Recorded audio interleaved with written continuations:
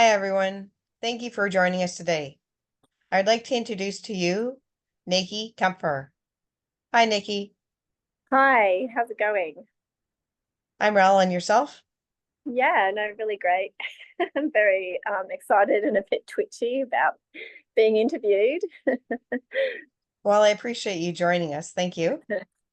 Would you like to tell us a little bit about yourself? Sure. So I live in Australia. I'm 51 years old.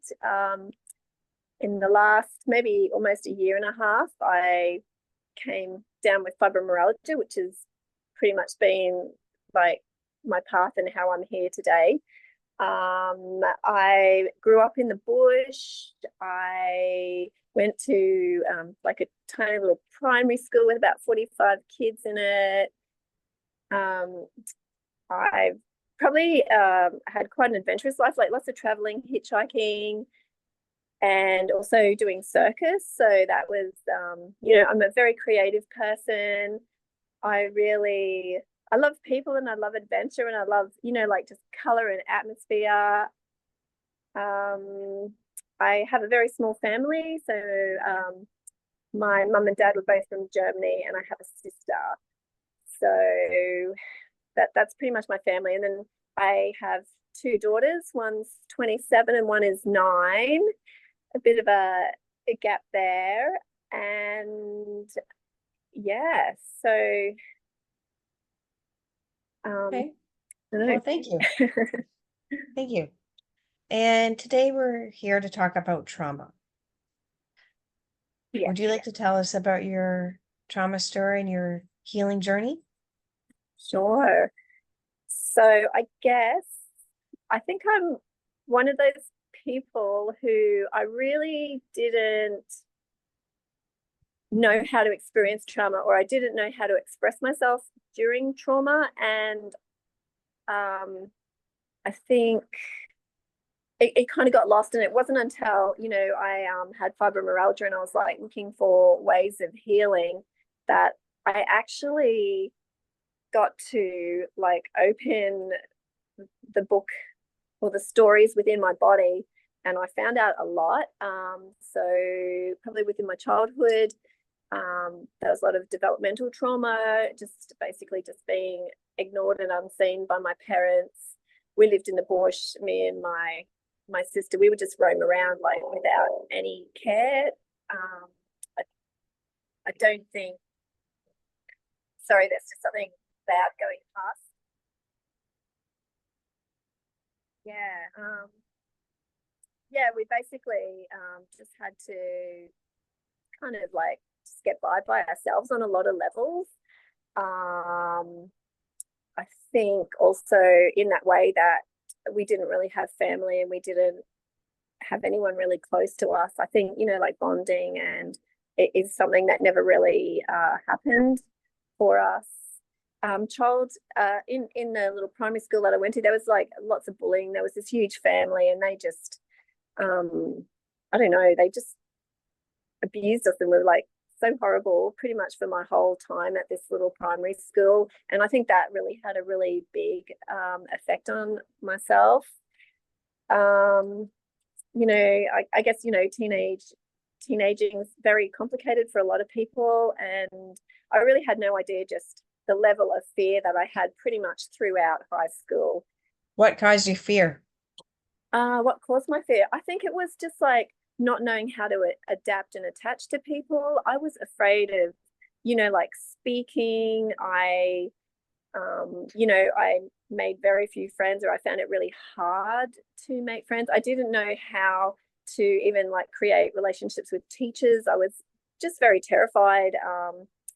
And I mean, like you were just you and you just go to school and you just be this person. But I was just like used to like not being seen, not being heard, like trying to just disappear into the class. And I was just, terrified that people would talk to me or, but I really wanted friends and I really wanted, like all those cool things that teenagers have, but I really didn't have that. We lived, quite far out of town and, a lot of it was just being really lonely. I had a sister, my sister was like 10 months older than me with like very small distance, but at some point we just stopped communicating, and I have very, very limited memories of what we did together as well. So yeah, so anyway, I sort of took up, like, you experiment, you do drugs, and then somehow along the way I found bulimia. Like, I think my self-hate was out of control.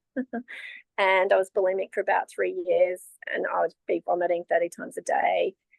I somehow managed to get through that. Like, I always found something physical to do, and I think spirituality really would pull me out, and I'd have these moments of I don't know, like feeling okay, and then it would start again. I was in a very violent relationship and had my first daughter, and I guess when I came out of this, like my daughter was only 2 or 3, but I never expressed any, not like remorse or anger. I never expressed any anger towards him, like regardless of like what we'd just been through. I was always like, oh, poor him. I would hate to have his mind and have to go what he went through. Do you know what I mean? Like, I I know took exactly what you mean. responsibility, and I just never got angry at him. So, and then, for many years, he, just kind of like stalked us and was, pretty horrific. And it was as if I was being watched all the time, and, couldn't have any privacy. He was quite violent.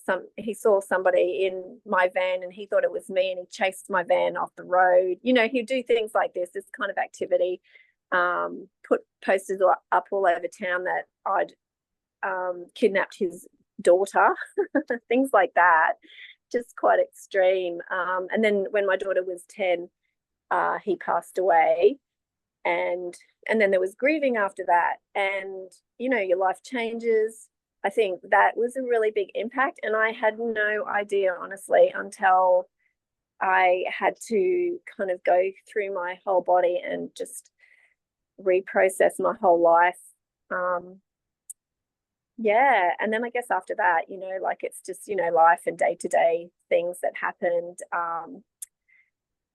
And then my mum passed away. So the most recent thing I think that really sort of set off the fibromyalgia was my mum passing and us having to come back to Mackay. So we had been living in England, and it had been really amazing in England, and I loved it.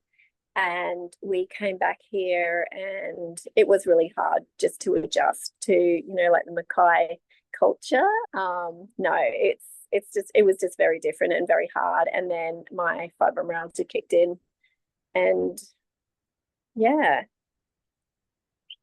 that's just when everything started, and and I had to uncover parts of myself that I never knew about. It has been amazing. And how did embodied processing help you? How did it? Well, it was really great, because I think in fibromyalgia, this is just my view, is your body is chatting to you. Like, my nervous system was a total mess, but I accidentally stumbled across, like somatic or body healing, just by listening to this person who said, like, go into that area, feel it, have a conversation with it, listen to what it says. And I did that, and immediately the constant vibrations that I would feel all the time, because it also hit my nervous system, it just mellowed. Like, I had a little tiny break, and I thought that was amazing. And I don't really know how I found embodiment processing. Like, it just sort of came up maybe on a Facebook feed, and I went, wow. And then, yeah, and I think in that story, I stumbled across Erin, who I had some incredible sessions with, and just really made it easy to have those conversations with the body, or like to take you to different places, just to walk you through the process.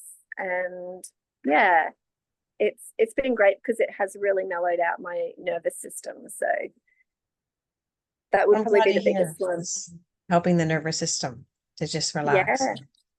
absolutely. Yeah. And I think, just being able to feel these feelings that I didn't even know that I had just stashed. Like they were all inside me. Um, so it really just felt like my whole body was a book that held every story of everything that had happened, and the stories would just come out, and I would feel all the emotions of that particular episode.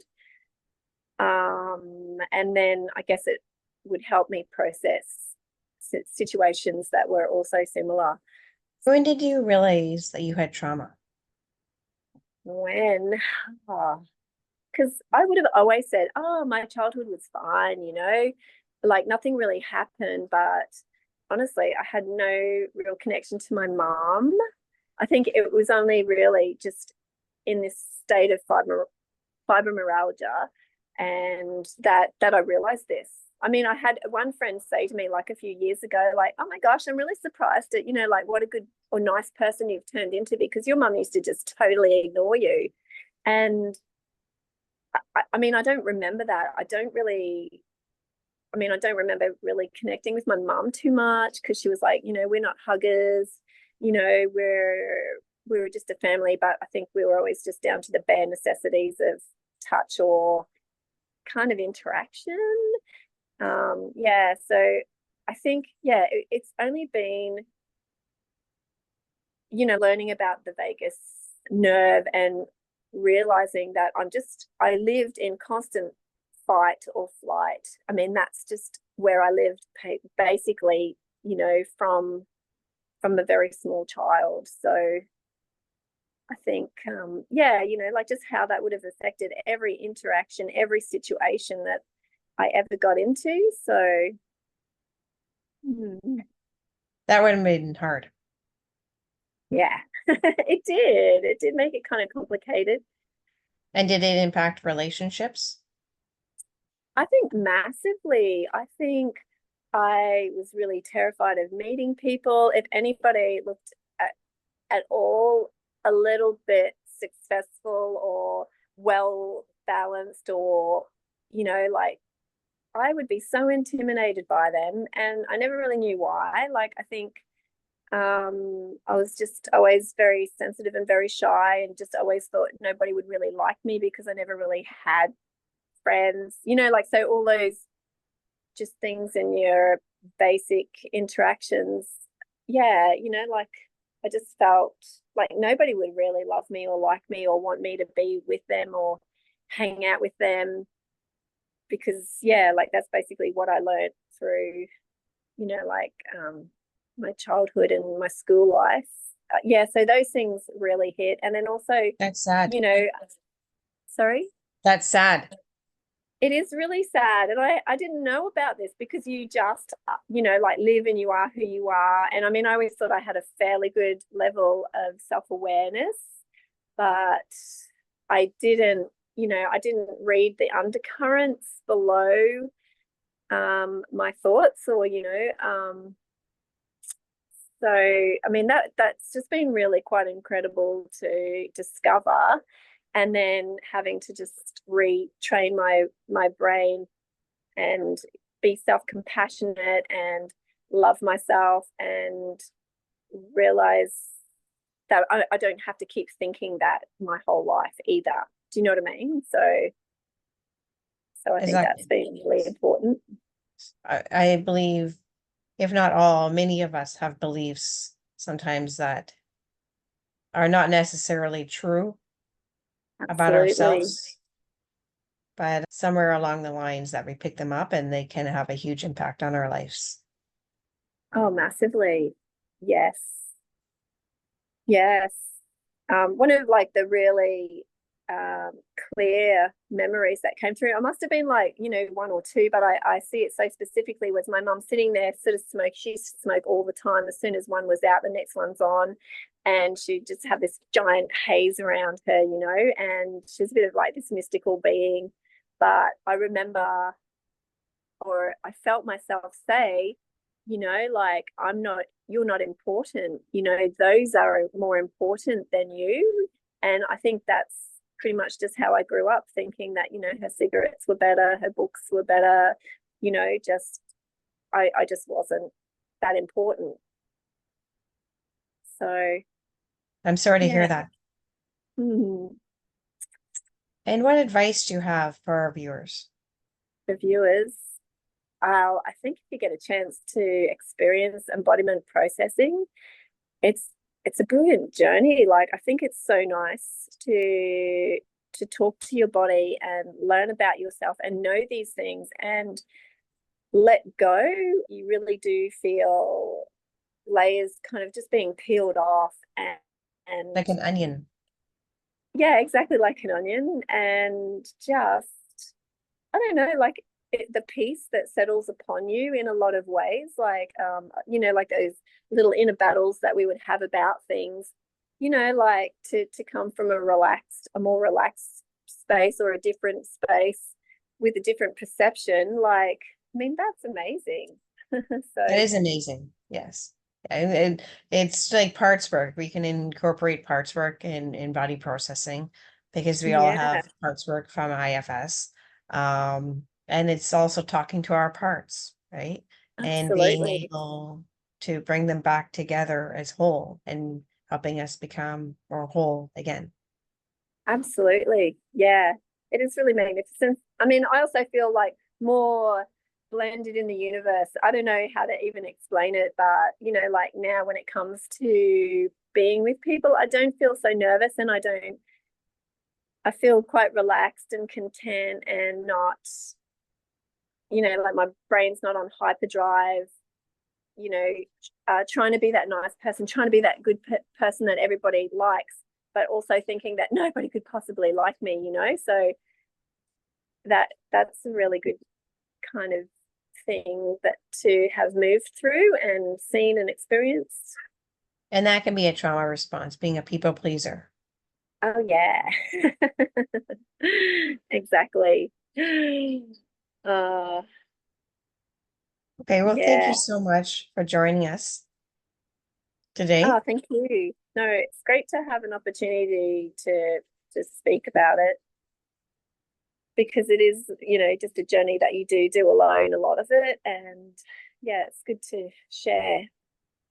And inform people about trauma because I believe Yeah, a lot of people don't even realize that they have trauma.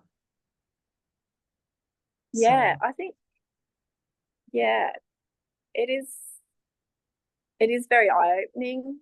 And I think too, I think everybody just associates trauma with, you know, like is it acute trauma, you know, like big accidents or extreme situations, but it can be, you know, just like repetitious day-to-day kind of activities that make you feel uncomfortable. And you know, we're all different levels of sensitivity, so you know, it's different for all of us.